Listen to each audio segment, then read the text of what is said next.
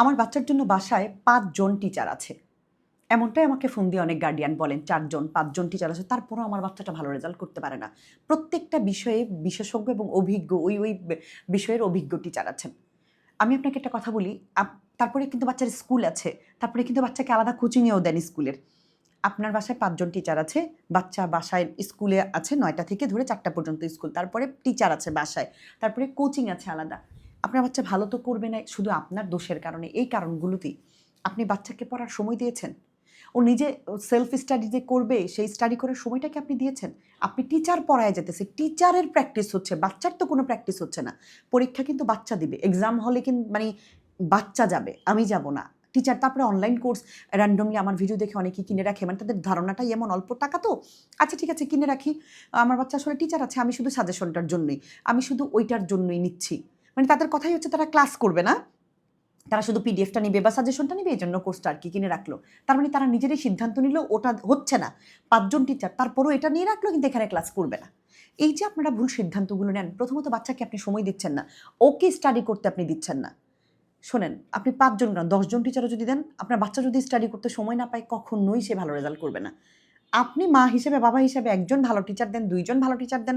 যেমন ধরুন আপনি সায়েন্স যদি গ্রুপের বিষয়ের জন্য একজন টিচারই কিন্তু এনাফ, এর বেশি কিন্তু লাগে না। যিনি সায়েন্সের ধরুন, যিনি ফিজিক্স পড়াতে পারেন তিনি নিশ্চয়ই কেমিস্ট্রিও পারেন, অবশ্যই পারেন, বা আপনার এটা ব্যক্তিগত, আপনি হয়তো আলাদা আলাদা দিতেই পারেন। কিন্তু আমার মতে এইটুকু পারারই কথা, যিনি ম্যাথ পারেন কমন বিষয় তিনি ইংলিশ পারবেন না, এটা কিন্তু ভুল। এটা পারবেন না এটা বলাটা মানে কখনোই ঠিক না। তো আপনি ২ জন সর্বোচ্চ টিচার দিতে পারেন, বা যদি মনে করেন কোচিংয়ে ভালো হচ্ছে দিতে পারেন। আপনি কিন্তু ৫ জন টিচার বা টাকার অঙ্ক বা এখানে টিচার দেখবেন না। আপনি দেখবেন আপনার বাচ্চা কোথায় শিখতে পারছে। সেটা হতে পারে অনলাইন, হতে পারে অফলাইন, হতে পারে কোচিং, হতে পারে আপনার বাসার টিউটর, যেই হোক শিখতে পারছে কিনা। যদি বাচ্চা শিখতে পারে একজনই এনাফ, তারপরে বাকিটা সময় বাচ্চা প্র্যাকটিস করবে। বাচ্চা যদি প্র্যাকটিস না করে সে কিন্তু প্রবলেম ফেস করবে না। প্রবলেম ফেস না করলে সলিউশন আসবে না। ঠিক সেই জায়গায় থেকে যাবেন। আপনার বাচ্চার প্রবলেম কখনোই সলভ হবে না। দয়া করে এরকম ভুল সিদ্ধান্ত, হঠকারী সিদ্ধান্ত নেবেন না। আপনি ভাববেন না টাকা দিলেই আপনি সঠিক টিচার পেয়ে যাবেন। টাকা দিলেও সবসময় সঠিক টিচার পাওয়া যায় না। টাকা দিয়ে কিন্তু আপনি শিক্ষকতাকে বা একজন শিক্ষককে জাজ করতে পারেন না, পরিমাপ করতে পারেন না। অনেক কম টাকায়ও একজন ভালো শিক্ষক পেতে পারেন, আবার অনেক ২০-৩০ হাজার টাকায় একজন ভালো শিক্ষক আপনি নাও পেতে পারেন। এই বিষয়গুলো একটু খেয়াল রাখবেন আপনি। সন্তানের জন্য মঙ্গল এমন সিদ্ধান্ত নিবেন।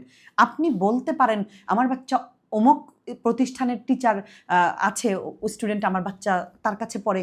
এটা বলা যদি আপনার জন্য একটা প্যাশন বা আপনার একটা ফ্যাশন, বা আমি বলবো আপনি এটা বলে গর্ববোধ করেন, সে ব্যাপারে আলাদা বিষয়। সেটা হতেই পারে। যদি আপনি এই ব্যাপারে কমফোর্ট ফিল করেন ওকে।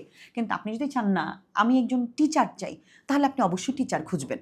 সেটা অনলাইনে হোক বা অফলাইনে হোক। আপনাদের সন্তানের জন্য অনেক অনেক শুভকামনা। ভালো থাকবেন সবাই।